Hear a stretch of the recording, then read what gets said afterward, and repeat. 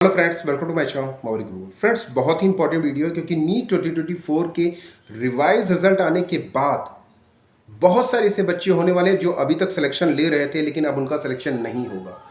इस तरह से बहुत सारे सवाल आ रहे हैं कि सर क्या मेरी रैंक इंक्रीज होगी, डिक्रीज होगी, मेरे सिलेक्शन के चांसेस बढ़े आएंगे या कम हो जाएंगे। 3 इंपॉर्टेंट पॉइंट है जहां पे कि आपकी रैंक कहीं ना कहीं इफेक्ट करेगी। ये मैं डिस्कस करूंगा इस वीडियो में। उससे पहले ये जान लीजिए कि ये जो डिसीजन आया है इसको बैड लक ही कहेंगे उन बच्चों का जो जिनका सिलेक्शन अभी हो रहा था, लेकिन बिकॉज ऑफ दिस रूल जिसमें 5 नंबर 4 लाख स्टूडेंट का काट दिया जा रहा है, इसकी वजह से उनका सिलेक्शन नहीं होगा, उनके नीचे रैंक का सिलेक्शन हो सकता है। कैसे इफेक्ट करेगा, क्या क्या फैक्टर है, ये पूरा डिस्कस करेंगे और साथ ही साथ रैंक वर्सेस स्कोर भी मैं आपको बताऊंगा क्या हो सकता है नेक्स्ट अब चेंज होने के बाद।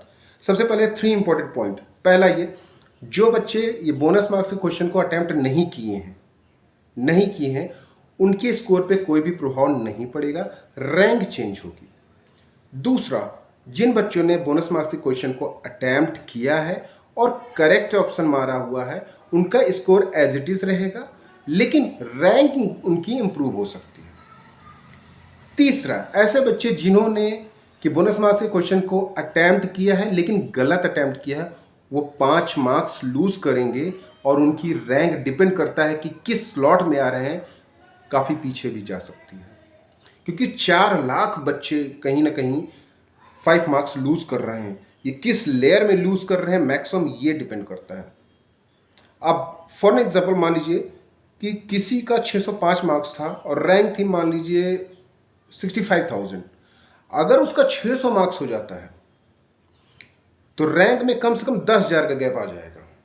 मतलब अभी तक उसका सिलेक्शन हो रहा था, मान लीजिए फॉर एग्जांपल सिलेक्शन हो रहा था, लेकिन अब नहीं होगी क्योंकि 10,000 बच्चे, अगर 600 और 605 के बीच में 10,000 बच्चे आ जाएंगे तो फिर कैसे सिलेक्शन हो गया। मान लीजिए 655 किसी का था, 650 हो गया और रैंक भी उसकी कम हो गई, तो कहीं ना कहीं इस डिसीजन से बहुत सारे बच्चों का बैड लक जुड़ा हुआ है। वरना मैटर था रीनीट का और यहाँ पे ये फंस गया। ये बहुत ज़्यादा मतलब बहुत सारे बच्चों के साथ, क्योंकि कैटेगरी रैंक कहीं ना कहीं इससे बहुत ज़्यादा इफेक्ट करेगी। खासकर SC ST के जो बच्चे हैं इनकी कैटेगरी रैंक पे बहुत ज़्यादा प्रभाव पड़ सकता है। जनरल EWS OBC पे भी प्रभाव पड़ेगा क्योंकि ये डिपेंड करता है। मान लीजिए 720 वाला जो बंदा है, 720 वाले करने वाले अभी तक 67 बच्चे थे, लेकिन अब 17 बच्चे हैं। 44 बच्चे ऐसे हैं जिनको कि 716 मार्क्स थे, उनको 4 मार्क्स एडवांस में दिए गए थे, लेकिन अब उनके 715 मार्क्स हो जाएंगे। 5 मार्क्स वो लूज कर रहे हैं, रैंक भी उनकी कम हो रही है। तो जैसे जैसे आप नीचे की तरफ आएंगे 700, 650, 670, 680, वैसे वैसे 2-5 मार्क्स के बीच में जो डिफरेंस है वो आपको बढ़ता चला जाएगा। 5 मार्क्स के बीच में आपको 680 से 670 के बीच में हो सकता है 2,000 बच्चे हों, तो 2,000 रैंक पीछे हो जाएगी। फिर 670 से 665 के बीच में मान लीजिए 3,000 रैंक बच्चे हैं, तो आपकी रैंक 3,000 पीछे हो जाएगी। इस तरह से आपकी रैंक पीछे जा सकती है। अब ये डिपेंड करता है कि कितने बच्चों ने अटेम्प्ट किया है इस सवाल को, लेकिन 5 मार्क्स तो जाने ही जाने 4 लाख बच्चों के। ये 4 लाख बच्चे 655 से ऊपर कितने बच्चे हैं ये डिपेंड करता है, क्योंकि रैंक तो आपकी जाएगी काफ़ी नीचे चली जाएगी। 5 नंबर का मतलब बहुत ज़्यादा लॉस हुआ। जैसे जैसे आप नीचे की तरफ रैंक की तरफ आएंगे ना, एक एक नंबर के बीच में 2-2 हज़ार बच्चे आ जाते हैं।